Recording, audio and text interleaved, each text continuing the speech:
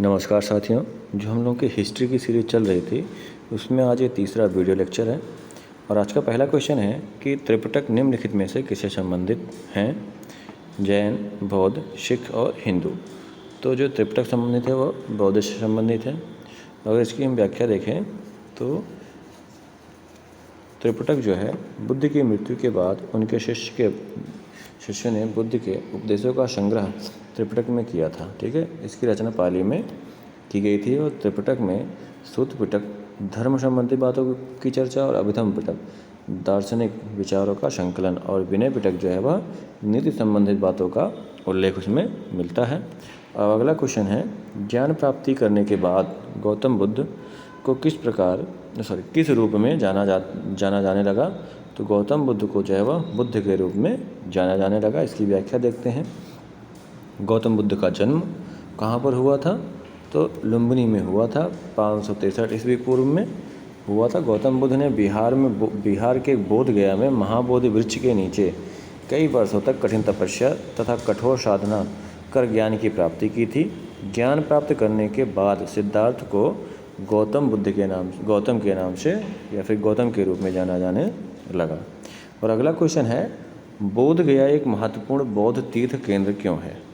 ठीक है, तो इसका ऑप्शन नंबर बी सही हो जाएगा, यानी क्योंकि गौतम बुद्ध ने यहाँ ज्ञान प्राप्त किया था। इसकी व्याख्या है, बौद्ध धर्म के संस्थापक गौतम बुद्ध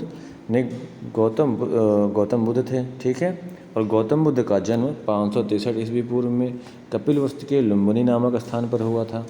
35 वर्ष की आयु में वैशाख पूर्णिमा की रात में निरंजना फाल्गुन नदी के किनारे गौतम बुद्ध को पीपल के वृक्ष के नीचे क्या हुआ था? ज्ञान की प्राप्ति हुई थी और यह स्थान बोध गया कहलाया। गौतम बुद्ध ने अपना सर्वप्रथम उपदेश कहाँ पर दिया था? गौतम बुद्ध ने अपना सर्वप्रथम उपदेश जो है वह सारनाथ में दिया था। ठीक है, सारनाथ में पांच ब्राह्मणों को दिया था, जिसे बौद्ध ग्रंथों के धर्मचक्र प्रवर्तन कहा गया है। और बुद्ध ने अपने उपदेश जनसाधारण भाषा कौन सी थी उस समय? पाली थी, पाली में दिया था। गौतम बुद्ध की मृत्यु 80 वर्ष की अवस्था में 483 ईस्वी पूर्व में कुशीनगर में हो गई थी, जिसे बौद्ध धर्म में महापरिनिर्वाण कहा गया। क्या कहा गया? महापरिनिर्वाण कहा गया। ठीक है, और अगला क्वेश्चन है, बुद्ध ने अपना पहला उपदेश कहाँ पर दिया? तो बुद्ध ने जो है अपना पहला उपदेश सारनाथ में दिया। ऑप्शन नंबर बी सही हो जाएगा।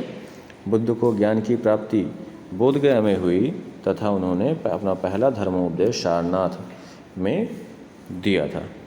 ठीक है, जिसे बौद्ध ग्रंथों में धर्मचक्र परिवर्तन कहा गया है। अगला क्वेश्चन है, बौद्धों के लिए उत्तर प्रदेश में स्थित सारनाथ क्यों महत्वपूर्ण है? आपके पास ऑप्शंस हैं।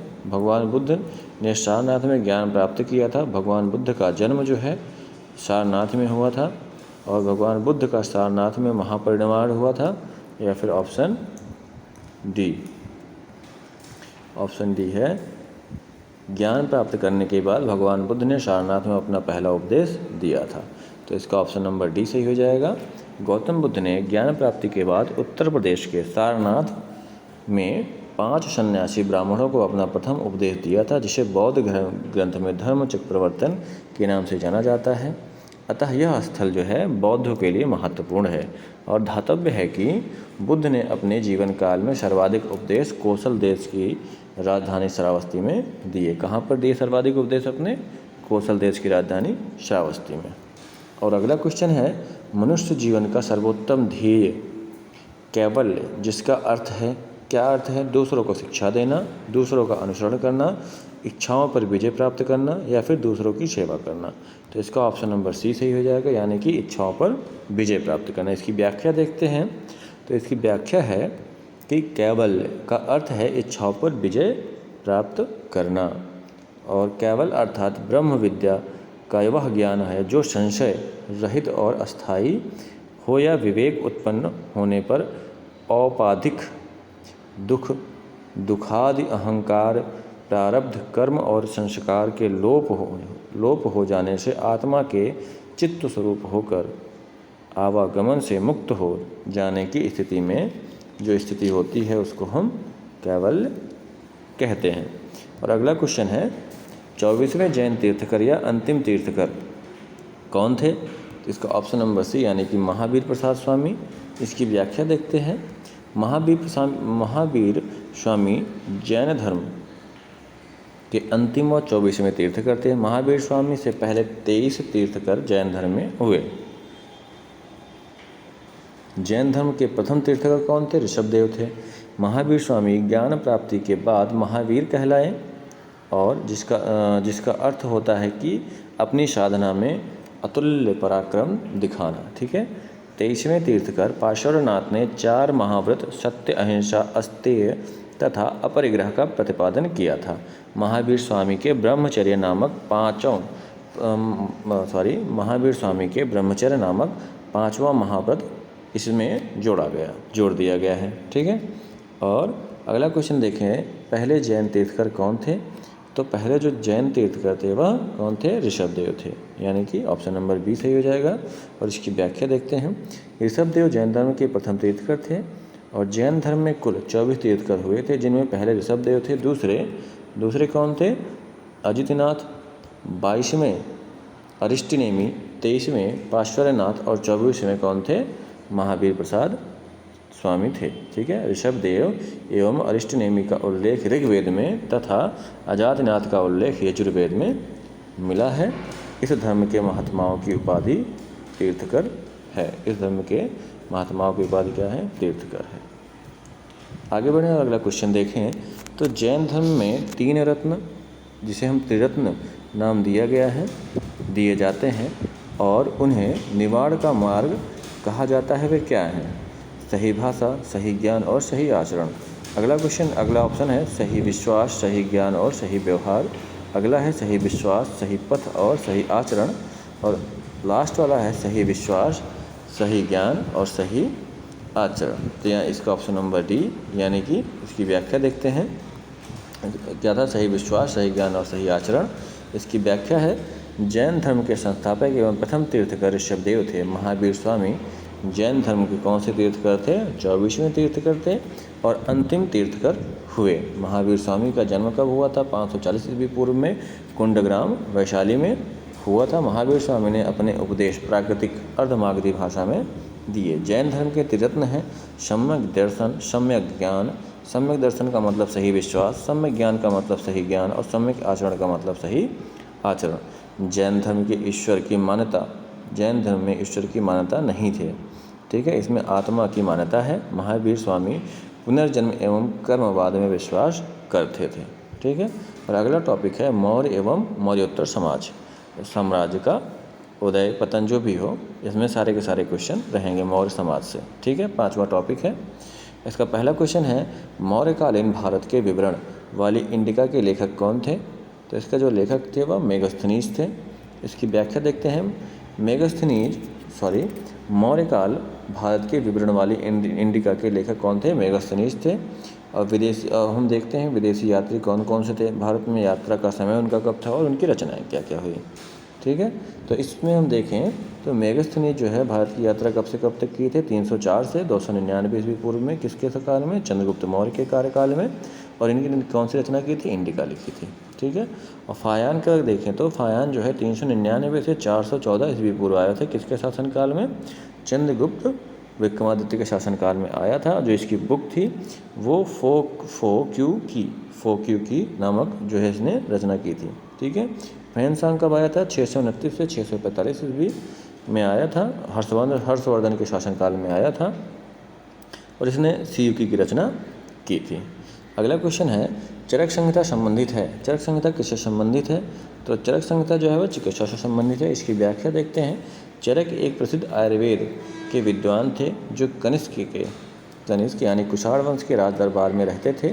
इनकी प्रसिद्ध रचना चरक संहिता, इसमें रोगनाशक एवं रोग निरोधक औषधियों का उल्लेख मिलता है। ठीक है। और अगला क्वेश्चन देखते हैं।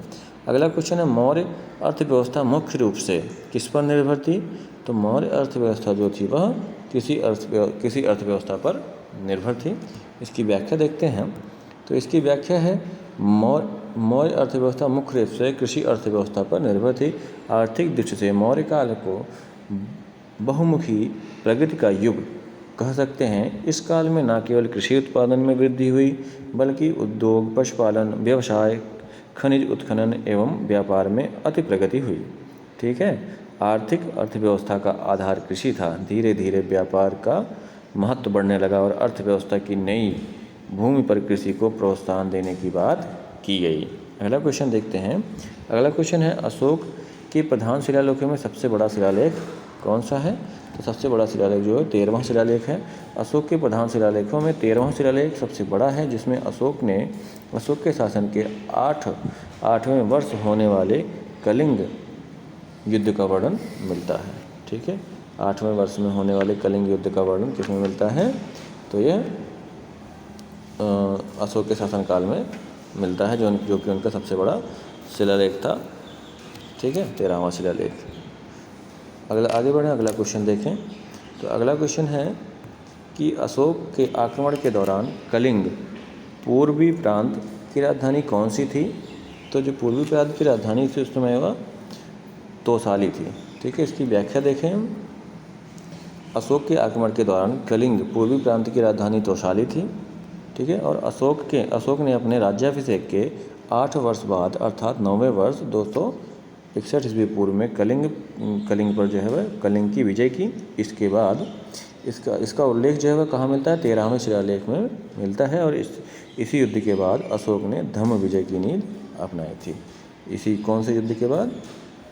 कलिंग युद्ध के बाद अशोक ने कौन सी नीति अपनाई थी? धर्म विजय की नीति अपनाई थी। और अगला आज की वीडियो का लास्ट क्वेश्चन है, देव नाम प्रिय नाम किसे दिया गया था? तो यह जो है अशोक को दिया गया था। इसकी व्याख्या देखते हैं। तो अशोक को उसके अभिलेखों में देवा नाम प्रिय संबोधित किया गया है। वाबरू अभिलेख में अशोक को प्रियदर्शी, जबकि मास्की में बुद्ध शाक्य कहा गया है। मास्की, गुर्जरा, नत्तू और डेगोगोलम अभिलेख में उसका नाम अशोक मिला है। रुद्रदामन के जूनागढ़ अभिलेख में भी अशोक का उल्लेख मिलता है। वीडियो अगर आप लोगों को अच्छी लगी हो तो please like, share and subscribe करना ना भूलें और अपने दोस्तों के बीच शेयर करें। धन्यवाद।